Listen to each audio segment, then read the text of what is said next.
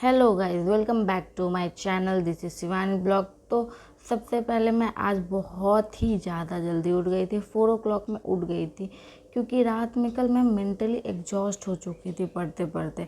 तो फिर मैंने सोचा फालतू टाइम वेस्ट करने से अच्छा सो जाती हूँ, कल सुबह फ्रेश स्टार्ट करेंगे। तो फिर मैं सो गई एंड देन मैं जब सुबह उठी तो मुझे बहुत ही ज़्यादा फ्रेश फील हुआ, बहुत ही इनर्जेटिक फील हुआ।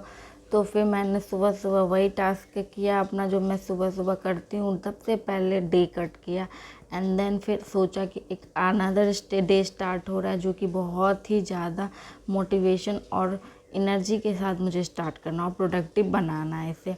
फिर मैंने सोचा मैं टू डू लिस्ट बना लूँ। तो कल मैं जो मॉक वगैरह दी थी, जो सेक्शनल मॉक वगैरह दी थी, तो उसको थोड़ा देख रही थी क्या मार्क्स बना, क्या कमी रहा। तो उसके अकॉर्डिंग मैंने अपना टू डू लिस्ट बनाने का सोचा।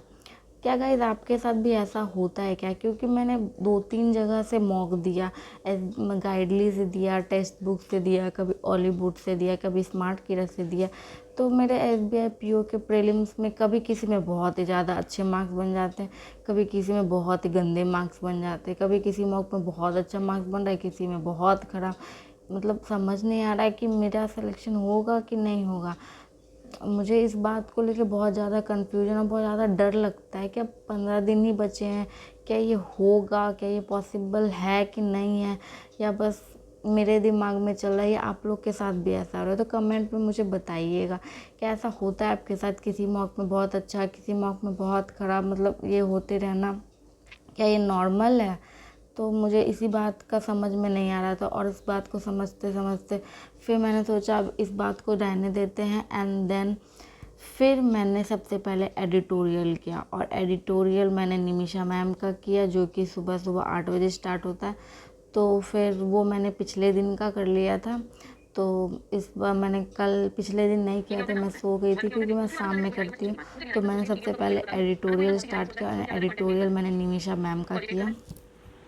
तो फिर इसको करने के बाद मैंने सोचा कि मैं निमिषा मैम की वेरी इंपॉर्टेंट एरर डिटेक्शन वाली क्लास जो कल उन्होंने अपलोड की थी उसे कर लेती हूँ।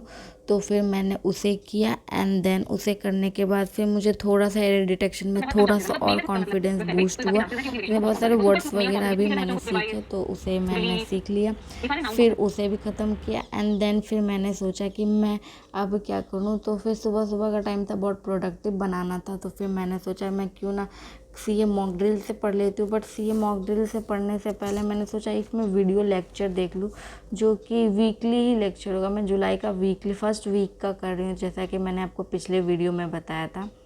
तो फर्स्ट वीक को करने के लिए फिर मैंने सोचा CA मॉक ड्रिल से मैं कर रही थी। फिर CA मॉक ड्रिल से करते करते फिर मैंने सोचा कि पहले मैं शीतल मैम की क्लास ले लेती हूँ। तो मैंने सबसे पहले शीतल मैम की क्लास ली। उनका वीकली क्लास बहुत ही अच्छा है, आप भी ले सकते हैं। तो फिर मैंने शीतल मैम की वीकली वाली क्लास ले ली एंड देन उसे जब मैंने कंप्लीट कर लिया तो फिर मैं अपना खाना वगैरह खाने चली गई। तो फिर मैं खाना वगैरह खाने चली गई। ये सब करते करते मुझे 10 बज गया था। फिर मैं नहा ली, नहाने के बाद खाना वगैरह नाश्ता वगैरह मैंने कर लिया। उसके बाद फिर मैं 12 बजे फिर बैठी एग्जैक्ट पढ़ने के लिए। और जब मैं 12 बजे बैठी तो फिर मुझे आज प्रीलिम्स के एक भी मॉक नहीं देने थे, वो मुझे रात में एक देने थे। बट मैंने सबसे पहले सोचा कि मैं रीजनिंग इंग्लिश के मैं मेंस के सेक्शनल मॉक दूंगी। तो मैंने इंग्लिश और रीजनिंग का सेक्शनल मॉक देने का सोचा। प्रीलिम्स का मैंने इस बार नहीं सोचा था कि आज की मैं दूंगी क्योंकि मुझे थोड़ा सा चाहिए था कि मैं इंग्लिश को और हाई लेवल का करूँ ताकि इजी लेवल वाला मेरा और इजी लगे।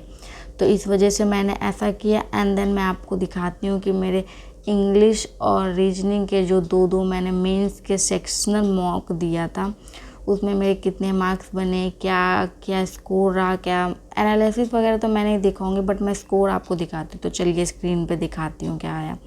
तो ये मैं SBI PO का 2025 वाला मेंस, क्योंकि 2026 वाला तो ओपन ही नहीं हुआ है तो मुझे पिछले साल वाला देना पड़ा। तो मैंने पिछले साल का 2 सेक्शनल मॉक दिया और उसमें मेरे सबसे पहले मैं रीजनिंग के मार्क्स आपको दिखाती हूँ। तो रीजनिंग में मेरे 18.75 बने, 13 कट ऑफ था। 15 मैंने अटेम्प्ट किए, 13 करेक्ट हुए, 2 इनकरेक्ट हुए। टाइम वगैरह आप देख सकते हैं कि क्या क्या रहा सब कुछ। और ये मेरा सेक्शनल मॉक रहा। फिर मैं दूसरा मॉक का नंबर दिखा दूँ। दूसरा में 11.63 बना। इसमें मेरा गलत मतलब अटेम्प्ट एक कम हुआ और गलत ज़्यादा हो गया, जिस वजह से मेरे मार्क्स कम हुए। वैसे अटेम्प्ट 14-15 ही है दोनों में, तो इस वजह से इसमें रॉन्ग ज़्यादा हो गया था। तो वो रॉन्ग वगैरह मैं आपको अभी क्या ही दिखाऊँ अभी, तो फिर ये है। और ये मेरा पिछले वाले में अब देखिए 15 आया था और इस वाले में मेरा 11 मतलब 14 बना, तो बात सेम ही थी, 14-15 बन रहा था। तो अब मैं दिखाती हूँ आपको कि मेरे इंग्लिश में कितने मार्क्स बने।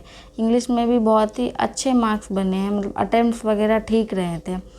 मतलब अगर देखें तो 34-35 मेरा अटेम्प्ट रहे थे। इसमें मेरे 35 अटेम्प्ट रहे थे, 29 करेक्ट, 6 इनकरेक्ट। इसमें करेक्ट इनकरेक्ट इसलिए कम हो रहा है क्योंकि मैं सोच के इसमें दे रही हूँ। प्रीलिम्स के जैसा नहीं बहुत ज़्यादा हाइपर स्पीड में हूँ, तो वो नहीं है, बस इस वजह से इसमें थोड़े से अच्छे मतलब कम गलत हो रहे हैं। और दूसरा फिर मैंने इंग्लिश का सेक्शनल मॉक दिया था, तो उसका भी मैं मार्क्स दिखा दूँ तो 12.63। इसमें भी वही मतलब मेरा कंसिस्टेंट दोनों मॉक में सेम ही रहा दोनों के। उसमें 15, इसमें 35-35, 34-35 वाला अटेम्प्ट रहा। इसमें भी 7 इनकरेक्ट हुआ, जो कि ठीक ही था मेंस लेवल के हिसाब से। और एक्यूरेसी इसमें थोड़ी सी घट गई क्योंकि मेरा एक ज़्यादा गलत हुआ, तो ये मेरा मार्क्स रहा। और आप भी बताइएगा कि आपका मेंस का सेक्शनल मॉक्स वगैरह आप कभी दे रहे हैं या नहीं दे रहे हैं। मुझे लगता है कि बीच बीच में आपको सेक्शनल मॉक्स वगैरह मेंस के दे लेने चाहिए। इंग्लिश के तो ऑफ कोर्स दे लेने चाहिए, क्योंकि इंग्लिश का तो क्वेश्चन सेम ही रहता है, बस लेवल थोड़ा हार्ड और इजी वाला आ जाता है।